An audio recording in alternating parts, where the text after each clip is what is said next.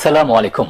বাংলা সংবাদে আপনাদের সবাইকে স্বাগত জানাচ্ছি। আমি ফিরোজ তোহা। বাংলাদেশের সংখ্যালঘু পরিস্থিতি নিয়ে অনবরত অপপ্রচার চালিয়ে যাচ্ছে ভারতের হিন্দুত্ববাদী সংগঠনগুলো। অথচ বিজেপির শাসনামলে দেশটিতে সংখ্যালঘু নির্যাতনের ঘটনা ভুরি ভুরি।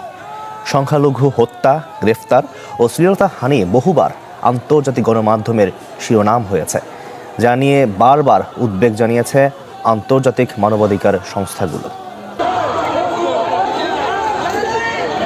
ভাঙা হচ্ছে, ভগবানকে শেষ করে দেওয়া হচ্ছে। চরম পরিণতির জন্য ডক্টর ইউনূসের সরকার প্রস্তুত থাকুন।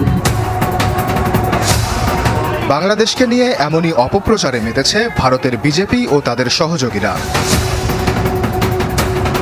ইসকন বহিষ্কৃত নেতা চিন্ময় দাসের গ্রেপ্তারকে কেন্দ্র করে বাংলাদেশের সংখ্যালঘু পরিস্থিতি নিয়ে বুলি আওড়াচ্ছেন ভারতের ক্ষমতাসীন দল বিজেপির নেতাকর্মীরা। অথচ দলটি ক্ষমতা নেয়ার পর থেকে গেল 10 বছরে দেশটিতে কমেছে সংখ্যালঘুদের স্বাধীনতা, যা নিয়ে উদ্বেগ প্রকাশ করে আসছে amnesty international, human rights watch সহ বিভিন্ন মানবাধিকার সংস্থা। বিজেপি শাসনামলে মুসলমান কয়েদির সংখ্যা বেড়েছে। ভারতে মোট জনসংখ্যার 14.2% মুসলমান হলেও দেশটির ন্যাশনাল ক্রাইম রেকর্ডস ব্যুরোর 2020 সালের প্রতিবেদন অনুযায়ী কারাগারে বন্দীদের 19.1%ই মুসলিম, যার মধ্যে অন্যতম ইসলামিক স্কলার মাওলানা করিম সিদ্দিকী। 2023 সালে উত্তরপ্রদেশে গ্রেপ্তার করা হয় তাকে, আনা হয় জোরপূর্বক ধর্মান্তরের অভিযোগ। এই তালিকায় রয়েছেন মুফতি কাজী জাহাঙ্গীর আলম কাসমি ও শিক্ষক মোহাম্মদ উমারের নাম, যারা পরিচালনা করতেন মুক ও বধিরদের একটি স্কুল। গেল বছর আইএসের সাথে সম্পৃক্ততার অভিযোগ দিয়ে দিল্লিতে গ্রেপ্তার করা হয় এই দুই নেতাকে। এছাড়া 2016 সালে বিখ্যাত মুসলিম বিদ্বান ডক্টর জাকির নায়েকের বিরুদ্ধে ঘৃণা ছড়ানোর অভিযোগ তুলে তাকে ভারত ছাড়া করা হয়, বন্ধ করে দেয়া হয় তার পরিচালিত পিস টিভি। বারাণসীর জ্ঞানবাপী, উত্তরপ্রদেশের জামে মসজিদ, বর্তমানে আজমির শরীফ সহ বিভিন্ন মসজিদ নিয়ে টানাহেঁচড়া করে বিতর্কের জন্ম দিয়েছে বিজেপি।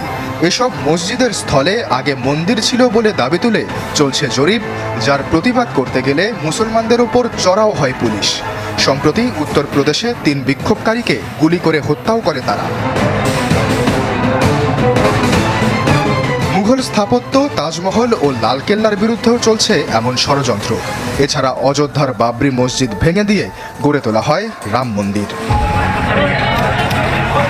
শুধু মুসলমানই নয়, ভারতের মণিপুরেও চলছে সংখ্যালঘু নির্যাতন। গেল বছরই 2 কুকি নারীকে বিবস্ত্র করে শ্লীলতাহানি করা হয় রাজ্যটিতে। দাঙ্গায় প্রাণ যায় 300 মানুষের। মোদির বিরুদ্ধে মণিপুর ইস্যুতে উদাসীনতার অভিযোগ এনেছে বিরোধীরা।